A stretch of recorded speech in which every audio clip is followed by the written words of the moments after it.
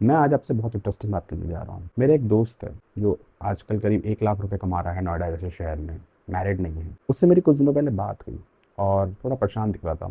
मैंने उससे पूछा क्या हो गया। बोला कि यार मैं इतने पैसे कमाता हूँ और फिर भी मेरे मंथ के एंड में बहुत कम पैसे सेव हो पा रहे हैं।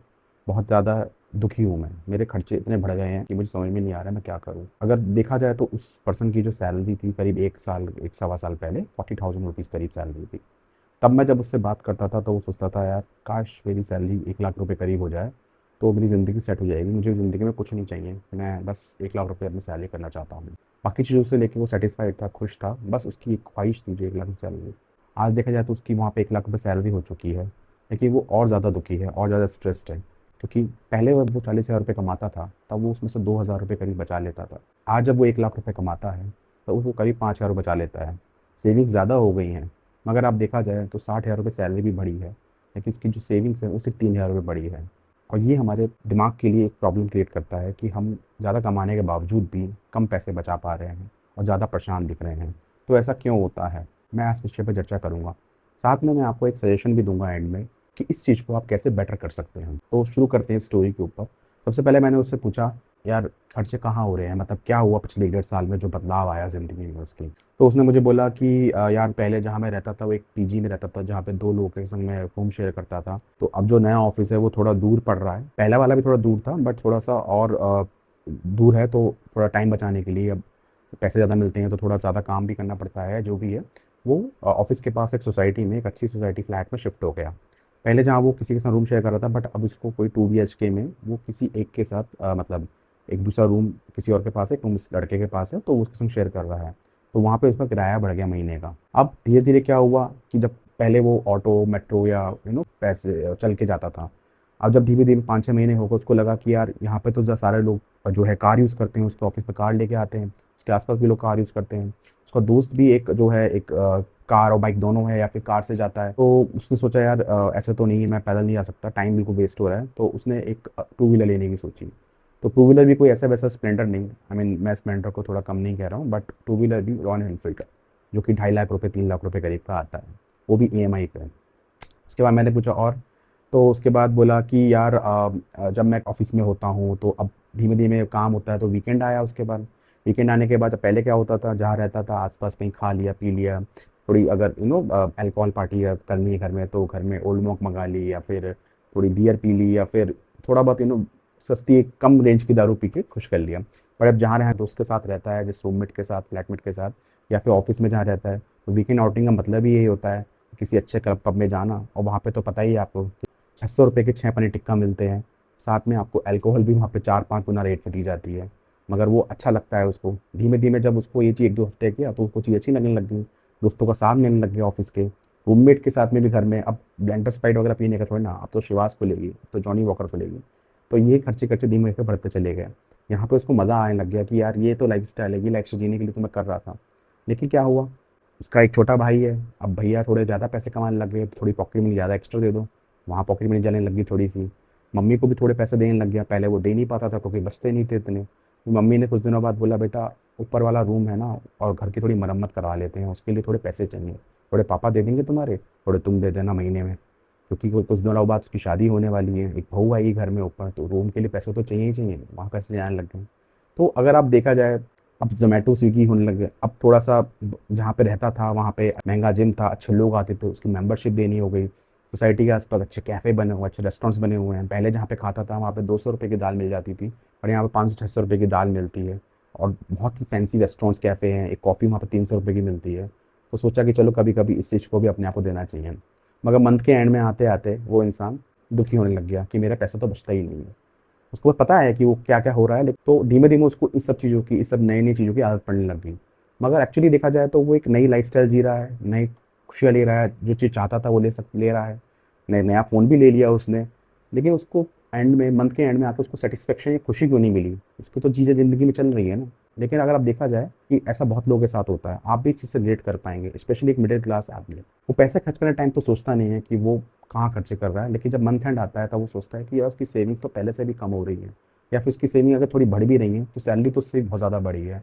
ये बात आप चीज़ बहुत अच्छे से रिलेट कर पाएंगे अगर आप इस चीज़ से गुजरे हैं। अगर आपकी सैलरी जो है पहले इतनी थी और बढ़ गई है और आप देखेंगे कि आप सेविंग्स जो है वो इतनी ज़्यादा नहीं बढ़ पा रही हैं। तो ऐसा क्यों हुआ, क्या हुआ, इस बारे में थोड़ी चर्चा करेंगे। सबसे पहले मैं तो इस बारे में बात करना चाहूँगा कि ऐसा क्यों होता है हमारे साथ। तो आई मीन ये सिर्फ ये कह देना कि खर्चे बढ़ जाते हैं तो वो है नहीं, इसके पीछे एक पीछे माइंडसेट होता है जो हमारा बाकी चीज़ों को भी डिफाइन करता है। सबसे पहला तो माइंडसेट होता है कि हम चीज़ों को प्रायोरिटाइज़ नहीं करते अपनी लाइफ में। अब प्रायोरिटाइज़ कैसा? मैंने उसको पूछा कि जब वो पहले रहता था, जब 40,000 रुपये कमाता था, तब वो कहाँ रहता था?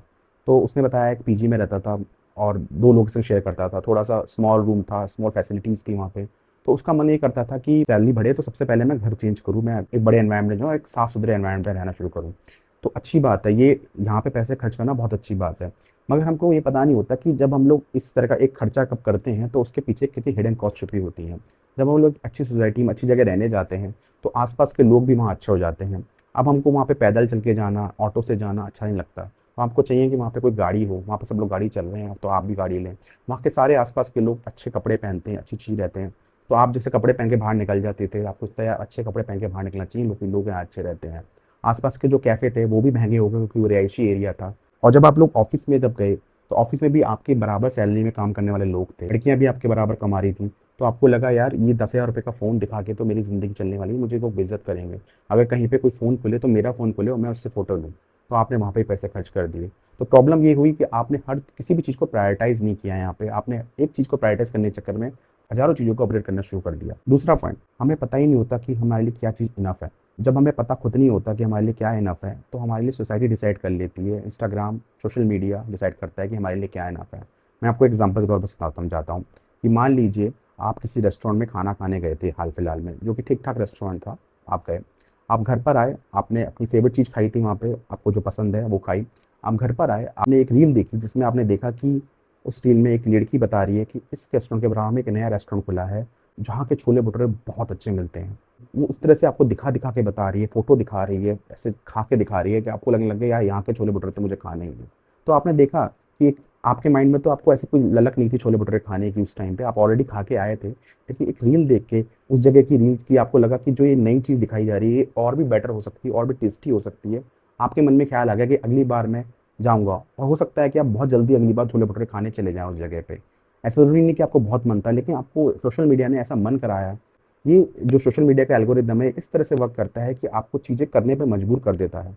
आपने कुछ चीज़ सर्च करी, आपने कुछ चीज़ देखनी चाहिए कि यार मैं ये ले लूँ, भले ही आपको वो लेनी नहीं थी। आपने सिर्फ़ सर्च मारी गूगल पे, या आपने किसी और जगह पे किसी ऐड के थ्रू जाके किसी वेबसाइट पे देख लिया। इंस्टाग्राम की और ये बाकी एप्लीकेशन की एल्गोरिदम इस तरह से वर्क करती है कि जब आप कुछ और कर रहे होते हैं, कुछ देख रहे होते हैं, वो आपको वो चीज़ उस टाइम पे ऐसा दिखा देगा कि आप इस टाइम पे ऐसी चीज़ों को परचेज़ कर लेंगे। आपकी परचेज़ हिस्ट्री, आपकी वल्नरेबिलिटी टाइम जान के वो इस तरीके से आपको चीज़ दिखा देगा, और 100% श्योर है कि आप वो चीज़ उस टाइम पे खरीद लेंगे। क्योंकि आपने कभी ये देखा ही नहीं कि आपके लिए क्या इनफ था। आपके लिए इतनी चीज़, जो चीज़ आपके पास है वो इनफ थी या नहीं।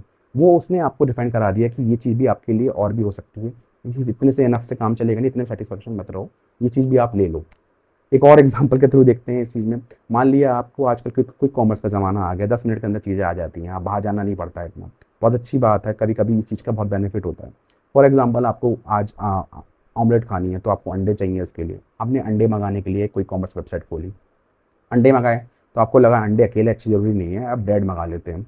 ब्रेड मँगाने के साथ-साथ आपने देखा यार उसके अंदर कोई स्पेशल मेयोनीज़ सॉस डाल के, कुछ अच्छी सी चीज़ डाल के खाएँगे, तो तंदूरी मेयोनीज़ खा के डाल के खाएँगे तो बहुत अच्छा लगेगा। नीचे एक वो आ रहा था एडिशन, उसके बाद लगा यार इसके साथ थोड़ी चिप्स वगैरह भी हो जाएँ तो मज़ा आ जाएगा, तो चिप्स वगैरह भी मँगा लिए। अब आपको पता चला वहाँ पे कि अगर आप बस ₹50 के एक्स्ट्रा खर्च करेंगे, तो आपको ₹50 ऑफ मिल जाएगा। आपने सोचा ₹50 कहाँ मँगाऊँ? चलो यार नमकीन मँगा लेता हूँ, कुछ वो मँगा लेता हूँ, देखता हूँ कुछ नहीं पड़ा हो तो वो भी मँगा लेता हूँ। आपने 50-100 का और एक्स्ट्रा मँगा लिया। अब आप जब वहाँ तक गए, उन्होंने बोला बस आप ₹100 खर्च कर दिए, 699 की शॉपिंग कीजिए, आपको इस बैंक के कार्ड पे 10% ऑफ मिल जाएगा। आपने वहाँ पे चले गए कि आप 10% ऑफ पाने के लिए 699 तक अपना कार्ड कर दिया। आपको मिली ₹69 ऑफ। अब आप देख रहे हैं कि क्या हो रहा है कि आपको जहाँ पे अगर ₹50 के 6 अंडे मँगाने थे, अब आपने 699 खर्च कर दिए। आपकी ये जो चीज़ है, ये टेक्नीक है, ये सबको पता है। ये मतलब ये ऑनलाइन में सबको पता है कि आप इस तरह से खर्च कर सकते हैं, और इस तरह के ऑफ़र दिए जाते हैं नीचे, जब आपको हो सकते हैं। आपको पता था कि आपके लिए सिर्फ़ अंडे इनफ़ है या फिर ब्रेड भी इनफ़ है, लेकिन आपने 699 का कार्ड में अपने लिए और भी चीज़ें इनफ़ करवा ली कि ये भी खा ही लूँगा, कोई दिक्कत थोड़ी ना है। तो इस तरह से ये चीज़ें वर्क करती हैं और इस तरह से आपको पता भी चलता नहीं है कि आपके खर्चे कितने ज़्यादा बढ़ते चले जाते हैं। अब मैं इसके लिए आपको सॉल्यूशन बताना चाहूँगा। आई नो मैं कुछ ऐसा नहीं बोलूँगा कि आप खर्चे कम कर दीजिए तो आपका सही हो जाएगा। ये 100% लोगों को पता होता है कि जब खर्चे ज़्यादा बढ़ रहे हैं तो इसका सॉल्यूशन है खर्चे कम कर दीजिए। मगर आपको पता है इसका इम्प्लीमेंटेशन ज़ीरो होता है एक्चुअली में, और नॉर्मल तौर पे ये एक साइकोलॉजिकल तौर पे ये हो नहीं पाता है। मैं आपको ये भी नहीं कहूँगा कि अगर आप पहले ₹100 कमाते थे, तो आप उसमें से ₹5 बचाते थे, तो अगर अब आप ₹200 कमाते हैं, तो आप ₹105 बचा लीजिए। नहीं, ये भी फिज़िबल नहीं है और ऐसा हमें करना भी नहीं चाहिए। ये थोड़ा एक कंजूसी का साइन दिखाता है, थोड़ा हमें और भी ज़्यादा कंट्रोल करने की कोशिश करता है। असली वेल्थ वो होती है जहाँ पे आप अपनी सैलरी के थ्रू अपनी सेल्फ वर्थ नहीं बनाते हैं या सेल्फ इमेज नहीं बनाते हैं। असली वेल्थ वो होती है जहाँ पे आप अपने कंट्रोल के थ्रू अपनी इमेज बनाते हैं। आप अपने कंट्रोल को अपना स्ट्रॉन्ग पॉइंट बनाते हैं और धीरे धीरे जब चीज़ों को कंट्रोल करना शुरू करते हैं, आपके हाथ में कंट्रोल आ जाता है, तब आप एक अंदर से स्ट्रॉन्ग फील करते हैं। उसके धीरे धीरे आपकी ऑलरेडी वेल्थ बनती रहती है। तो अगर आपके पास ऐसा कुछ है कि अगर आपकी सैलरी करीब ₹100 थी, जहाँ पे ₹200 हो गई, तो मैं कहूँगा कि आप पहले अगर ₹95 खर्च करते थे, ₹5 बचाते थे, तो आप ₹125 खर्च कीजिए आप। यही नहीं कि आप ₹190 खर्च करने बैठ जाएँ ₹10 बचाने के लिए। आप ₹125 खर्च कीजिए और आप ये ₹5 या 5% जिसे बोलते हैं, वो एक रिवॉर्ड बेस पे रखिए कि अगर मैंने ₹125 खर्च किए सिर्फ इस महीने में, तो मैं 5 ही 5% का कुछ अपने लिए रिवॉर्ड खरीदूँगा। रिवॉर्ड कुछ भी हो सकता है कि आपको कुछ चीज़ लेनी थी, वो आप अब उस टाइम ना लेके आप उस टाइम लेंगे जब वो आपको आप इस चीज़ को टारगेट को अचीव कर लेंगे, सेविंग के टारगेट को। इस चीज़ को आपको सबसे पहले कंट्रोल करना पड़ेगा कि कोई भी अच्छा ऑफ़र आ रहा है, कुछ भी आ रहा हो, आप उस चीज़ को अभी नहीं लेंगे, आप उस चीज़ को एक रिवॉर्ड बेसिस पे बना के रखेंगे कि मैं ये चीज़ रिवॉर्ड बेसिस पे ही लूँगा। अगर मैं इतना सेव कर लूँगा तभी मैं जाके लूँगा, चाहे वो चीज़ ₹100 की और ₹200 महँगी क्यों ना मिल रही हो। अगर इस चीज़ का आपके अंदर कंट्रोल आ गया तो आई एम श्योर आप बहुत चीज़ें सेव कर पाएँगे। पहली बात तो ये है कि जो चीज़ आपको लेने की बहुत ज़्यादा एक इम्पल्सिव थॉट आया था, हो सकता है कि वो थॉट कुछ दिनों बाद और उस टाइम पे चला जाए। अगर फिर भी वो चीज़ बहुत ज़रूरी थी और आपको लेनी थी, मैं यहाँ पे ये नहीं कह रहा हूँ कि बहुत ज़रूरी चीज़ है, जिसकी बहुत अर्जेंट नीड है, वो आप डिले कर दें, नहीं। मैं एक इम्पल्सिव थॉट, इम्पल्सिव परचेज़ की बात कर रहा हूँ। उस चीज़ के लिए आपका जो उसके लिए आप डिले कर सकते हैं। हो सकता है कि आपको कुछ दिनों बाद वो चीज़ चाहिए ही ना हो, और अगर उसके बाद भी वो चीज़ चाहिए, तो आप उसको रिवॉर्ड बेसिस पे लीजिए अगर आप इतनी सेविंग कर चुके हों। अगर आप ना सेविंग कर रहे हो, तो आप इस चीज़ को ना लीजिए, कह रहे मैं नहीं लूँगा, अगले महीने जब सेव करूँगा तभी लूँगा उस चीज़ को। और सेविंग का जितना भी अमाउंट हो, उसको एक जगह डाल के रखिए। दूसरी चीज़ मैं कहना चाहूँगा कि अपनी लाइफ़ को कंपेयर करना दूसरों से बहुत कम कीजिए। मैं ये नहीं कहता हूँ कि कंपेयर नहीं करना चाहिए, हेल्दी कंपैरिज़न बहुत अच्छा होता है। किसी से कम्पीट करना, किसी के साथ अच्छे लोगों के साथ कम्पीट करना, अपनी लाइफ़स्टाइल को, अपनी चीज़ों को अपने बेटर करना अच्छी बात है। लेकिन दिन भर कॉम्पिटिशन करते रहना कि उसने ऐसा किया मैं भी वैसा करूँगा, उसने वो चीज़ खरीदी मैं भी वो खरीदूँगा। अगर मेरे किसी पर्सन के पास अगर आईफ़ोन जिस ने लेटेस्ट लिया है, तो मैं भी वो लेटेस्ट लूँगा, भले ही आपको उसकी ज़रूरत ना हो, और उसको ज़रूरत हो भी या नहीं भी, उसके पापा ने उसको दिलवा दिया हो, लेकिन आपको भी वो चाहिए ही होता है। वैसे अगर देखा जाए तो 90% ऑफ द केसेज़ में अगर कोई महँगा फ़ोन लेना चाहता है, उसको उसकी एक्चुअल रिक्वायरमेंट होती नहीं है। उसका महँगा फ़ोन का बस एक ही रीज़न होता है कि मैं इंस्टाग्राम वर्दी फ़ोटोज़ ले पाऊँ। आयरनी ये होती है जिन लोगों को सबसे ज़्यादा ज़रूरत होती है उस फ़ोन की अपने काम के लिए, वो उस चीज़ को परचेज़ नहीं कर पाते हैं। तो विधि का विधान ही कुछ कह सकते हैं, जो लोग परचेज़ कर पाते हैं उनको एक्चुअल में इतनी ज़रूरत होती नहीं है। तो आप इस चीज़ को तो आप दूसरों से कंपैरिज़न करना थोड़ा-सा कम कीजिए। अपनी लाइफ़ को दूसरों की दूसरों की तुलना में बढ़ाना है, घटाना है, क्या करना है, वो कम करेंगे तो बेटर रहेगा। अपने अपने कंट्रोल पे, अपनी सेल्फ इमेज पे, अपनी सेल्फ इम्प्रूवमेंट पे ध्यान दीजिए ज़्यादा, दूसरे लोग क्या कर रहे हैं। तो ये थे मेरे थोड़े कुछ सुझाव जो आपको बताना चाह रहा था कि क्या होता है जब ऐसा होता है और आपको क्या करना चाहिए ऐसे केसेज़ में। तो अगर आपको वीडियो पसंद आया हो तो मेरे वीडियो को लाइक कीजिए और कमेंट ज़रूर कीजिए आपके कोई थॉट्स हो। Thank you so much.